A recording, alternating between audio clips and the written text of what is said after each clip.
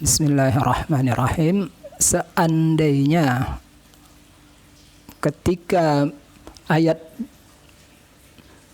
ini turun pertama sekali tanpa ada penambahan minal fajri, dipahami oleh Adi ibni Hatim bahwa khaytul abyad dan khaytul aswad adalah igal, maka wajar. Karena memang mungkin dipahami hakiki dan majazi. Tapi setelah ayat ini turun untuk kedua kalinya ada penambahan minal fajri, maka tertutuplah kemungkinan khaytul abyad dipahami tali berwarna putih dan khaytul aswad tali berwarna hitam. Tetapi begitulah manusia, begitulah Adi ibni Hatim karena sifat ketergesa-gesaannya, sekalipun makna hakiki sudah tertutup dengan ada penambahan minal fajri, dia masih memahaminya dengan makna hakiki. Baiklah, para mahasiswa yang saya hormati, kita lanjutkan ayat lain yang salah dipahami oleh sahabat pada masa Nabi. Bila ayat pertama motivasi cacatnya adalah karena kekafiran, ayat kedua karena ketergesa-gesaan dan dilakukan oleh satu orang sahabat, maka ternyata ada ayat yang dipahami salah oleh beberapa orang sahabat. Itulah yang terjadi pada surah Al-An'am ayat 82. Bismillahirrahmanirrahim. Allazina amanu wa lam yalbisu imanahum bizulmin ulaika lahumul amnu wa hum muhtadun. Orang-orang yang beriman dan tidak mencampurkan keimanan mereka dengan kezaliman, merekalah orang yang berhak mendapatkan keamanan, dan merekalah orang yang akan mendapat hidayah. Ketika ayat ini turun, beberapa orang sahabat sedih. Mengapa mereka sedih? Karena mereka merasa bahwa yang berhak masuk surga hanya Nabi Muhammad. Karena nabilah yang tidak pernah melakukan kezaliman dalam bentuk apapun. Nabilah orang yang tidak pernah melakukan dosa besar dan dosa kecil. Sedangkan mereka tidak luput dari dosa-dosa kecil. Mereka memahami bahwa dosa-dosa kecil yang mereka lakukan akan menghalangi mereka masuk surga. Mereka sedih. Karena itu mereka melapor kepada Nabi dan mereka berkata, "Wahai Rasulullah, siapakah dari kami yang tidak melakukan dosa kecil? Kalau begitu, bagaimana mungkin kami akan masuk surga?" Pertanyaannya adalah, mengapakah para sahabat sampai kepada kesimpulan seperti ini? Mereka tidak akan masuk surga. Kesimpulan mereka tidak masuk surga. Yang masuk surga hanya Nabi. Kesimpulan ini karena tata bahasa lahir bersamaan, tata bahasa lahir bersamaan dengan bahasa tersebut. Anak yang berusia 5 tahun, dia belum mengenal tata bahasa Indonesia, tapi dia dapat berkomunikasi dalam bahasa Indonesia karena dia menguasai tata bahasa tersebut.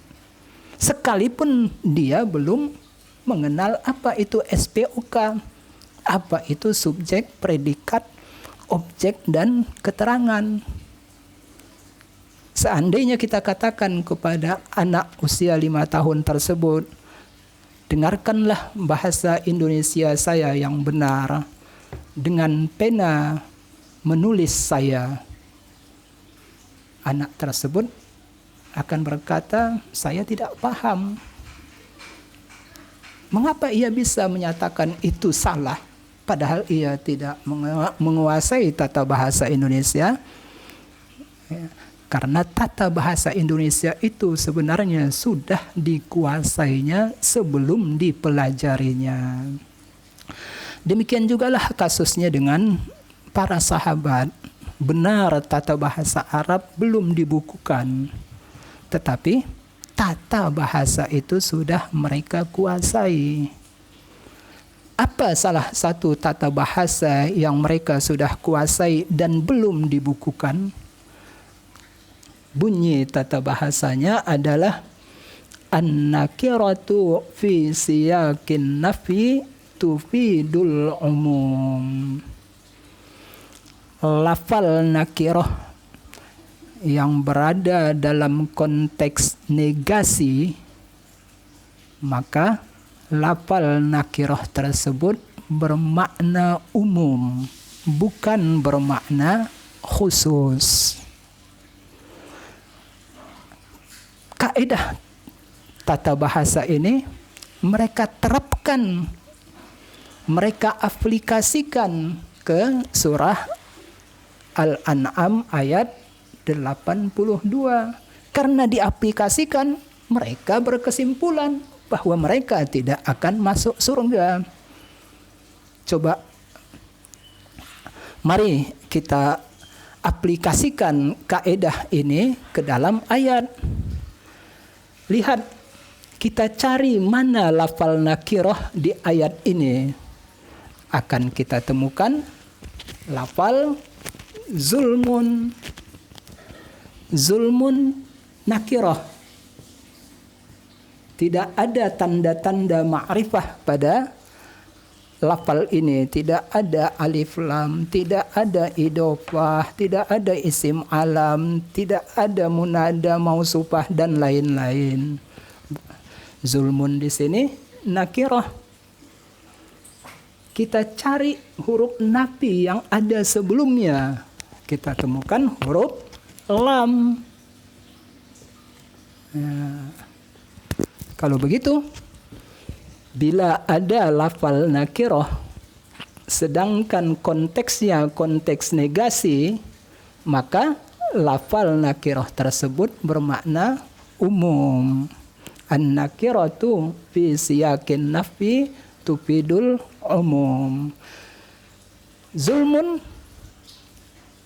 bila dipahami secara umum berarti mencakup semua dosa. Dosa besar dan dosa kecil. Orang-orang beriman dan tidak mencampur adukkan keimanan mereka dengan segala bentuk kezaliman. Tidak dosa besar, tidak dosa kecil. Merekalah orang yang berhak mendapat keamanan. Merekalah orang yang berhak aman dari neraka dan masuk surga. Dan merekalah orang yang mendapat hidayah. Ketika kaidah ini mereka terapkan kepada ayat, mereka sedih karena mereka menyadari mereka tidak bisa terhindar dari dosa kecil. Terkadang terlanjur berdusta, terkadang terlanjur menyakiti hati tetangga dan lain-lain. Konsekuensinya mereka tidak masuk surga.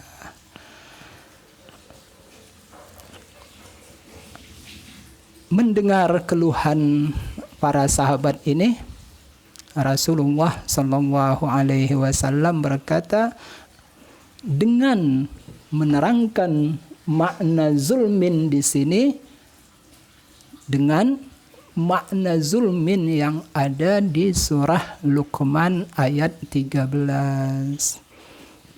Ya bunayya la tusyrik billah inna syirka la zulmun azim.